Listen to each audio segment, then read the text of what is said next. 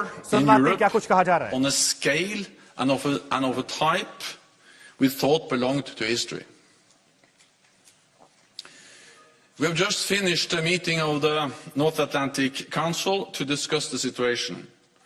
The Council also addressed the request by Bulgaria, the Czech Republic, Estonia, Latvia, Lithuania, Poland, Romania and Slovakia to hold urgent consultations under Article 4 of the Washington Treaty. This is a grave moment for the security of Europe. Russia's unjustified and unprovoked attack on Ukraine is putting countless innocent lives at risk. With air and missile attacks, ground forces and special forces from multiple directions, targeting military infrastructure and major urban centers. This is a deliberate, cold-blooded and long-planned invasion.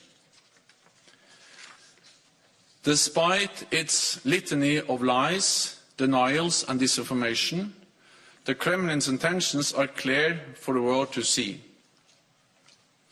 Russia's leaders bear full responsibility for their reckless actions and the lives lost. NATO allies condemn Russia's invasion of Ukraine in the strongest possible terms. It is a blatant violation of international law, an act of aggression against a sovereign, independent and peaceful country, and a serious threat to Euro-Atlantic security. We call on Russia to immediately cease its military action, withdraw its forces from Ukraine and choose diplomacy. We fully support Ukraine's sovereignty and territorial integrity, and Ukraine's right to self-defense. Russia is using force to try to rewrite history and deny Ukraine its free and independent path. NATO's core task is to protect and defend all allies. There must be no room for miscalculation or misunderstanding. An attack on one will be regarded as an attack on all. This is our collective security guarantee. Today, the North Atlantic Council decided to activate our defense plans at the request of our top military commander, General Todd Walters. This is a prudent and defensive step to protect and shield allied nations during this crisis. And it will enable us to deploy capabilities and forces, including the NATO response force, to where they are needed. In response to Russia's massive military build-up, we have already strengthened our collective defense, on land, at sea and in the air. In the last weeks, allies from North America and Europe have deployed thousands or more troops to the eastern part of the alliance and placed more on standby. We have over 100 jets at high alert, protecting our airspace, and more than 120 allied ships at sea from the high north to the Mediterranean. All this shows that our collective defence commitment, Article 5, is ironclad.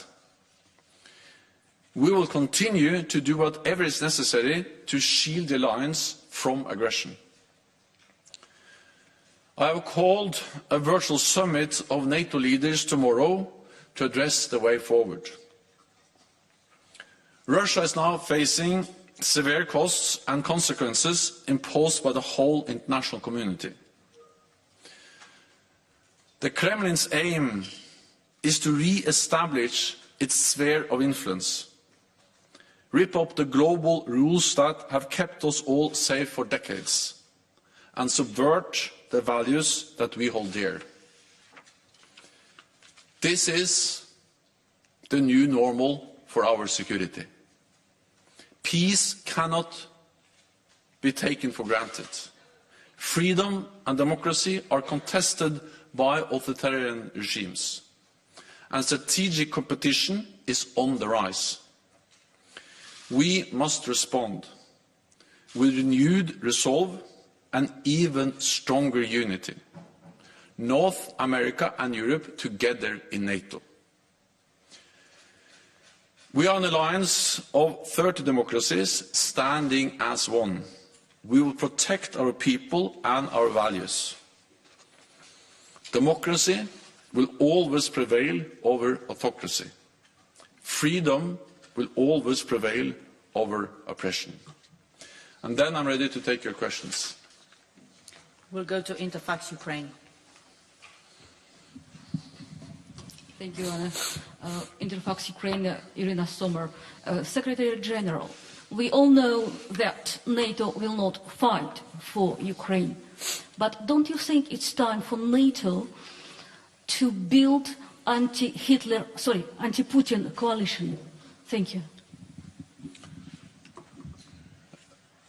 NATO stands in solidarity with Ukraine, and NATO allies are imposing severe costs on Russia for the reckless invasion of Ukraine. NATO allies, in close coordination with the European Union and other partners all over the world, are now imposing severe economic sanctions on Russia to demonstrate that we follow up on what we said, and that is that it will be a high price for Russia to pay. NATO allies have also over a long period of time provided support, practical support, military support to Ukraine, and helped them to build a much stronger, much better equipped, much better trained armed force today than the Ukraine had in 2014. And I would like to recognize the professionalism and the bravery of the Ukrainian men and women in uniform who are now standing up against the Russian invasion. So we continue to stand together, condemning the Russian full-scale invasion of Ukraine, and allies